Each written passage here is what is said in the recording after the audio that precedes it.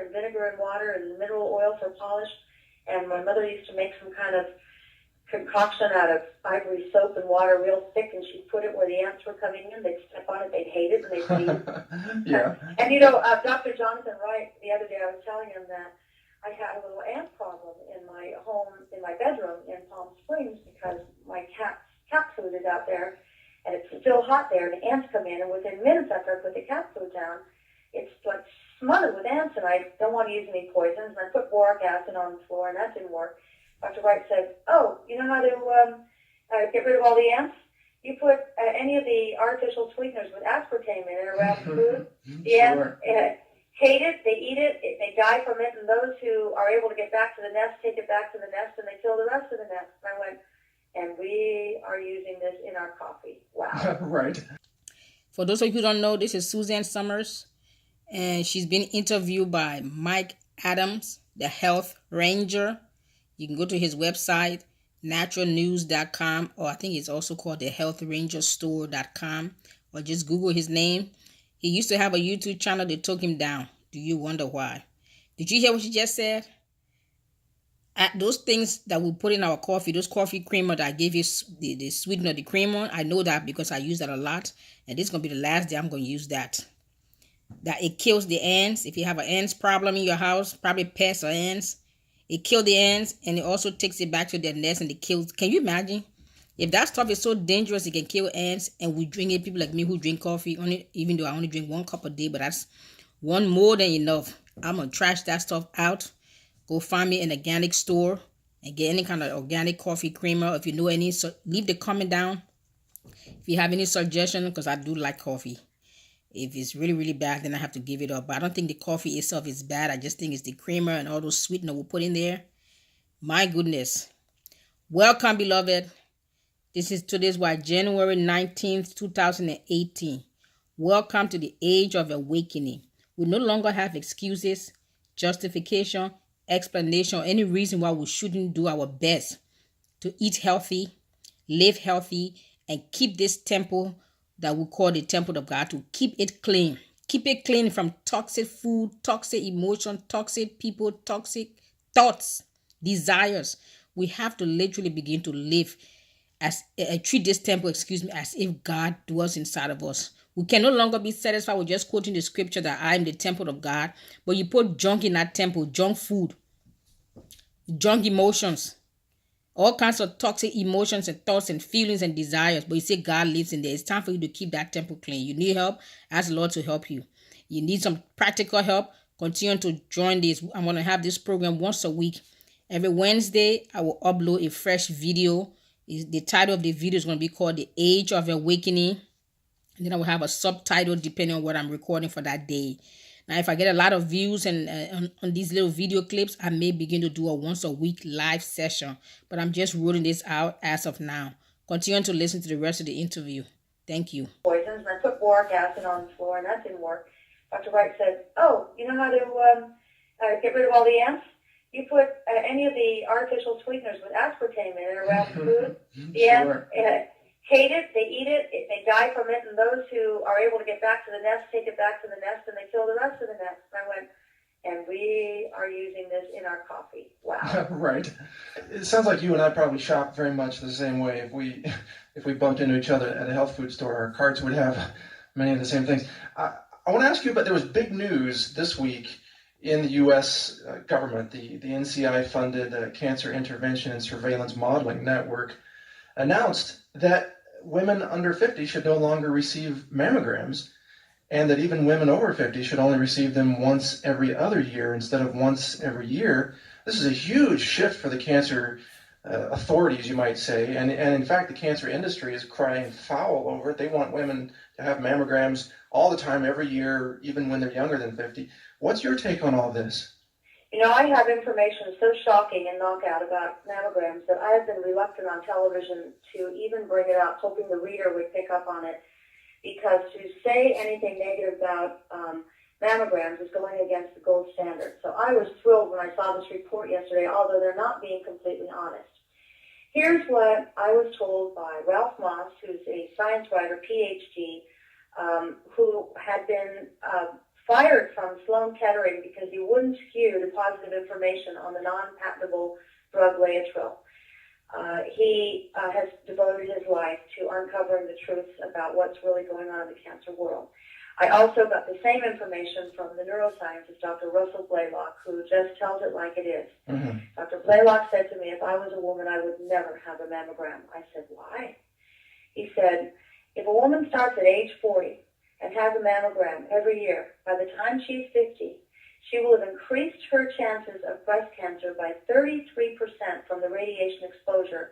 He said the amount of radiation she picks up in 10 years from mammograms is akin to standing at ground zero when they dropped the Hiroshima atom bomb. This was reconfirmed by Ralph Moss, the PhD out of Stanford. I said, why did it become the gold standard? And both of them said the same thing. Because hospitals and clinics invested in the technology. They got the American Cancer Society to sign on and approve this as the gold standard. So we women have been walking into this. Here's more. Dr. Blaylock said, he said, when I was in oncology school, we were taught that when you palpated a woman's breast and you felt a tumor, that you left it alone from that point on because tumors are fragile inside the human body. He said when they do a mammogram and they squeeze that breast together from the sides and from the bottom and the top, and if you've ever seen a mammogram, it is excruciatingly painful. They flatten your breast to a pancake. He said, we are breaking tumors in the mammogram process and causing breast cancer to metastasize from the mammogram itself. I said, well, then what are we supposed to do? He said, you have thermogram. If that heats up and we see any hot spots, he said, then you have an ultrasound. If you have an ultrasound and that shows any kind of shadowing, then you have an MRI. And I said, well, we can't afford MRIs. Insurance is not going to pay for MRIs. He said, they will if there's a grassroots movement that makes MRIs, which gives no radiation and a clearer picture. Make that the gold standard, and let's get rid of mammograms. So I saw this report as hopeful. But nobody's saying the real truth like what I just said to you as to what really, they don't want to open the Pandora's box that you mean a lot of the women who faithfully had mammograms got their cancer from mammograms, and I faithfully had mammograms for 10 years. And when they found my tumor, they said this tumor has been growing for 10 years, but it was against the back of the chest wall. It missed it every single time. And it was ultrasound that found my tumor. So mammogram didn't save my life. And the other thing that came out a week ago is that they are over-screening for breast and prostate. That's why they're saying don't do it so young, because what they're finding, we all have tumors in us from time to time. If you just happen to be an unlucky one and you have a screening device that sees one of these teeny little tumors, and then they immediately go to war and start you on chemotherapy and do the surgery, which cause metastasis. Right. For a little teeny tumor that, on its own, with good diet and nutrition and sleep and a lack of stress, probably just shrink and go away. That's what they mean by over-screening. They find these teeny little things in prostate. They find these teeny little things in breast, and immediately harsh treatment begins. And in most cases, these are for tumors that never needed to be treated in the first place. Then I asked Dr. Blaylock, I said, all right, I know that chemotherapy does work for 3 kinds of cancer. Testicular cancer, like Lance Armstrong, childhood leukemia, some lymphomas, including non-Hodgkin's. They have had success with that. Me, myself, were I to get one of those, I would still go alternative, but that's who I am. That's my personal opinion. But I'm looking at, this is why I called it one voice, I'm looking at this morning television talk show host. We know she had breast cancer last year. We watched her go through the adriamycin, the red devil, she lost her hair, it was debilitating. But I said, now, 2 years later, she looks fine. She looks like she's healthy again. He said, and I said, I'm looking at Melissa Etheridge, who had the same breast cancer and chemotherapy and everything, and she looks like she's living. He said, in many cases, these tumors that women had were tumors that didn't require that harsh treatment to begin with, so that when they survived the treatment, they go, see, it worked. He said, but we're back again to, we don't know, they're not reporting the kind of fatigue they're feeling, the body ailments that happen from chemicalizing your entire body. And he said, and we do know that the chemotherapy gets into the DNA of every cell in the body and lies there like a smoldering grass fire. So the jury's out if there will be a recurrence. So they're over-screening. It costs a lot of money to treat these little tumors that might not have created anything in the first place. And we're finding that mammograms are actually dangerous. Do you guys see how these guys are so demonic and evil? They have pushed the screening of mammogram. And this very mammogram machine introduces a high percentage of radiation that can cause cancer. So if they demand you to do mammogram tests every year from the age of 40 to 50, it increases your chance by 30%, or is it 30% or 33% of getting cancer.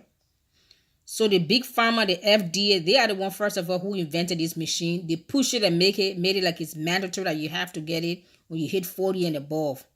Do you see? It's time for us to question everything. Just because the doctors say and FDA say and big pharma says, we don't question, we just accept, okay, well, they're doctors, they must know what they're talking about. It's evident they don't know. And even if they do know what they're talking about, it is only in their benefit, because big pharma has their hand in the doctor's pocket, and the doctor got his hand in your pocket. It's time for each individual citizens, wherever you are in the world, to begin to take responsibility for your own health.